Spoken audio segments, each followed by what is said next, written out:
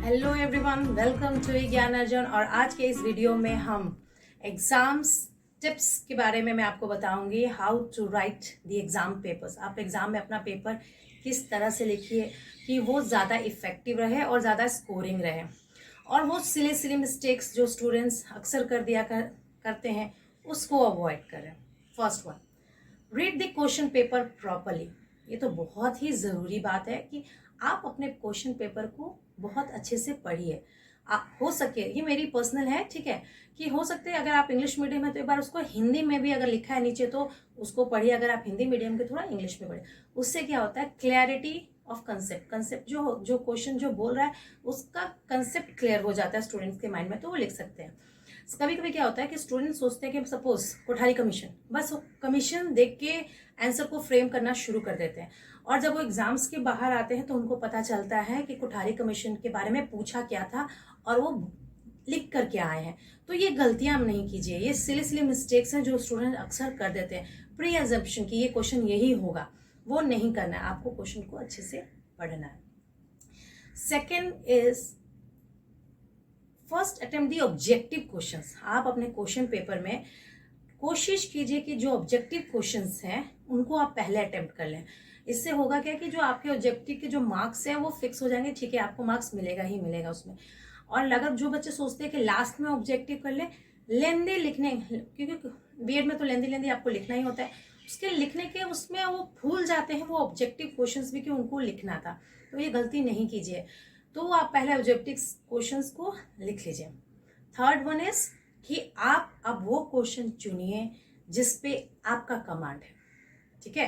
Question paper सबका सब आप पे आपका एकदम कमांड नहीं होगा, है तो वेरी गुड, लेकिन अगर आप वो सुनिए, वो पेपर चूज कीजिए जिसपे कि आपको पता है कि आप उसको प्रॉपरली फ्रेम करके सब चीजें उसको अच्छे से लिख सकते हैं। तो क्या होता है कि एग्जामिनर पे बहुत अच्छा इम्पैक्ट पड़ता है कि स्टूडेंट अच्छा लिख रहा है, अच्छा रेगुलर स्टूडेंट्स है बीएड के, ठीक है, तो उस टाइप से इम्पैक्ट पड़ता है। तो आप उस क्वेश्चन को पहले पिक कीजिए जिसपे आपका कमांड हो। अब उस क्वेश्चन को, लॉन्ग आंसर क्वेश्चन है, उसको फ्रेम कैसे करना है। सपोज बीसीसी 1 है आपका, ग्रोथ एंड डेवलपमेंट पे क्वेश्चन पूछा गया है, तो फर्स्ट आप उस क्वेश्चन में क्या क्या लिखिएगा। ग्रोथ एंड डेवलपमेंट पूछा गया आपसे क्वेश्चन, पूरा 16 मार्क का क्वेश्चन है। अगर वो क्वेश्चन आपको फ्रैक्शन नंबर्स तोड़ तोड़ के बता दिया जा रहा है कि इतना इतना, तो आप उसी अकॉर्डिंग लिखेंगे। अगर नहीं बताया गया है तो फिर आप अपना लिखिए। लेकिन क्वेश्चन पेपर में फर्स्ट आप इंट्रोडक्शन मस्ट है। बिना इंट्रोडक्शन के हाई लेवल पे क्वेश्चन फ्रेम्स नहीं होते, तो प्लीज आप क्वेश्चन पेपर का इंट्रोडक्शन जरूर देंगे। इंट्रोडक्शन में आप जनरल ग्रोथ एंड डेवलपमेंट के बारे में बताइए, how it's affect the students, ठीक है, तो उस तरह से आप कर सकते हैं। मीनिंग एंड डेफिनेशन मस्ट है, मीनिंग एंड डेफिनेशन मस्ट है, तो आप मीनिंग लिखेंगे, डेफिनेशन लिखेंगे। तो ये जस्ट एग्जांपल ले रही थी मैं, ग्रोथ एंड डेवलपमेंट, ताकि आपको आसान हो। तो आप ग्रोथ का मीनिंग बताइए, ग्रोथ का डेफिनेशन लिखिए, ठीक है, डेवलपमेंट का। तो आप इस तरह से मीनिंग एंड डेफिनेशन लिखते जाइए। और अगर आप जनरलाइज करना चाहते हैं डेफिनेशन एंड मीनिंग को, तो वो भी कर सकते हैं। फिर मेन बॉडी पे आइए, उसको ज़्यादा कवरेज दीजिए, उस पर पेजेस लगाइए, उस पर कम से कम आप 2-3 उस पेज पे। ऐसे तो आपको 5-6 पेजेस का होना चाहिए। सिर्फ पेज मैटर नहीं करता है, बट फिर भी ये नहीं है कि आप 16 मार्क्स का क्वेश्चन, 12 मार्क्स का क्वेश्चन 2 पेज में खत्म कर दें, तो वो आपको स्कोरिंग नहीं जाएगा, ठीक है। फिर भी आपका कंटेंट मैटर करता है, पेज डजंट मैटर, बट इसका मतलब ये भी नहीं है कि एक पेज में पूरा क्वेश्चन आप खत्म कर दें, वो आपको नहीं करना है। नेक्स्ट इज कि आपने बॉडी लिख दिया, लास्ट में जो भी आपसे पूछा गया सब लिख दिया और आप नेक्स्ट क्वेश्चन पे चले गए, ऐसी गलती नहीं करना है। Write down the conclusion, conclusion लिखना जरूरी है, ठीक है।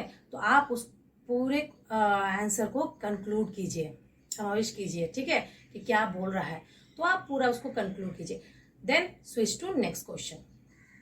और एक इंपॉर्टेंट बात, जब भी आप क्वेश्चंस पे जाते हैं, 2 क्वेश्चंस के बीच में अगर 2 या 3 लाइंस का डिफरेंस है, तो please next question new page से स्टार्ट कीजिए। अगर ज्यादा है तो एक ही पे कर रहे हो, तो आप बीच में, दोनों क्वेश्चन के बीच में लाइन आप ड्रॉ कीजिए, एक लाइन बनाइए, अंडरलाइन कीजिए।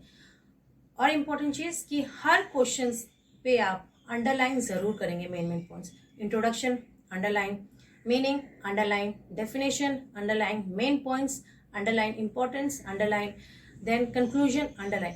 तो ये अंडरलाइन करने के लिए हैबिट डाल लीजिए, आपको अंडरलाइन करना है। इससे क्या होता है कि एग्जामिनर्स को उस पर नजर जाती है कि हाँ चलो स्टूडेंट्स ने लिखा है, ये लिखा है। आप एक इंपॉर्टेंट चीज लिख रहे हैं पेपर में, बहुत अच्छा लिख रहे हैं, बट आपने अंडरलाइन नहीं किया, आपने पैराग्राफ में लिखा है, तो वो आपका पैराग्राफ जरूरी नहीं कि उनकी नजरों के सामने वो कंटेंट, वो जो आपका टॉपिक है वो आ जाए। तो इस सब चीज को अवॉइड करने के लिए कोई भी इंपॉर्टेंट चीज आप लिख रहे हैं तो लिखते समय ही अंडरलाइन कर दीजिए। ये अच्छी बात होगी। अगर आपके पास ब्लैक पेन हो साथ में तो ब्लैक पेन से अंडरलाइन कर लीजिए, अगर नहीं है तो प्लीज जिस भी पेन से आप लिख रहे हैं, ब्लू और ब्लैक, तो उससे आप अंडरलाइन कर सकते हैं। तो ये आपका एक क्वेश्चन फ्रेम करने का है। और नेक्स्ट क्वेश्चन पे जब भी स्विच करेंगे तो आप दोनों के बीच में गैप के अनुसार करेंगे। नेक्स्ट चीज कि आप जब भी स्टार्ट करते हैं फर्स्ट क्वेश्चन नंबर लिखिए, कौन से क्वेश्चन नंबर आप अटेम्प्ट करने जा रहे हैं। बच्चे क्या करते हैं, हड़बड़ी में स्टार्ट कर देते हैं, क्वेश्चन पेपर क्वेश्चन पढ़ते हैं और आंसर लिखना शुरू कर देते हैं, क्वेश्चन नंबर ही नहीं लिखते कि कौन से क्वेश्चन नंबर का वो आंसर फ्रेम कर रहे हैं। इससे क्या होगा, आपको उस पर मार्क्स मिलेगा? बिल्कुल नहीं मिलेगा। ठीक है, एग्जामिनर्स नहीं जाने वाले आपका क्वेश्चन नंबर पुट करने वाले कि कौन से क्वेश्चन नंबर का आपने आंसर दिया है, बहुत अच्छा खासा इतना पेजेस का। तो वो गलतियां आपने की हैं तो मार्क्स आपके डिडक्ट होंगे। तो वो गलती नहीं करना है, सबसे पहले आप क्वेश्चन नंबर लिखिए। ठीक है, फिर आप क्या करेंगे, अगर सपोज लास्ट मोमेंट है, आपके पास 2 क्वेश्चंस हैं और आप एक क्वेश्चन कर रहे हैं, सोच रहे हैं कि चलो कोई बात नहीं, अब तो टाइम नहीं रहा तो मैं इसी क्वेश्चन को लिख देता हूँ, एक क्वेश्चन छोड़ देता हूँ। नहीं, बिल्कुल नहीं, ये गलती नहीं करना। आपको हर क्वेश्चन को टच करना है। आप थोड़ी देर के लिए कुछ लाइन्स पेजेस छोड़ के उस क्वेश्चन को होल्ड कर दीजिए और उसका मेन पॉइंट्स, उस क्वेश्चन का जो मेन पॉइंट्स है उसको जरूर लिख दें। ठीक है, कोई भी क्वेश्चन को छोड़ना नहीं है। ठीक है, इसमें क्या होता है फिर मार्किंग में बहुत डिफरेंसेस आ जाता है, तो वो सब गलती नहीं करना है। एंड लास्ट, जब हो जाए आपका सब, तो आप अपने पेपर में आप चेक करेंगे कि आपने अपना नाम, डेट ऑफ, जो भी आपसे इंफॉर्मेशन पूछा गया वो सही लिखा है कि नहीं लिखा। सबमिट करने से पहले, पेपर सबमिट करने से पहले आप 2 मिनट प्लीज ये सब चीज़ों को ध्यान में दीजिए कि नाम, रोल नंबर सही लिखा हुआ है कि नहीं लिखा हुआ है। प्लस फिर आप पेजेस के अंदर, आंसर शीट के अंदर आ जाइए और आप देखिए कि हर क्वेश्चन का आपने नंबर लिखा है कि नहीं लिखा। ये हम हमेशा क्या करते हैं, हम लोग पेपर देने से पहले हमेशा आपने, हमारे टीचर्स ने भी यही बताया कि आपने क्वेश्चन नंबर्स को थोड़ा सा देखिए कि आपने डाला है कि नहीं डाला है। कभी कभी हम नहीं लिखते हैं, तो आप देखिए कि हर क्वेश्चन जो भी आपने आंसर लिखा है उसके आगे क्वेश्चन नंबर लिखा है कि नहीं लिखा है, वो आपको देखना है। उसके बाद आपको ये चेक करना है कि सारे ऑब्जेक्टिव्स आपने अटेम्प्ट किए हैं कि नहीं किए हैं। तो इतना चीज़ें आपको इसमें, चलिए ये सब हो गया एग्जामिनेशन का, मैंने आपको टिप्स दे दिया है। ठीक है, best of luck for your exam.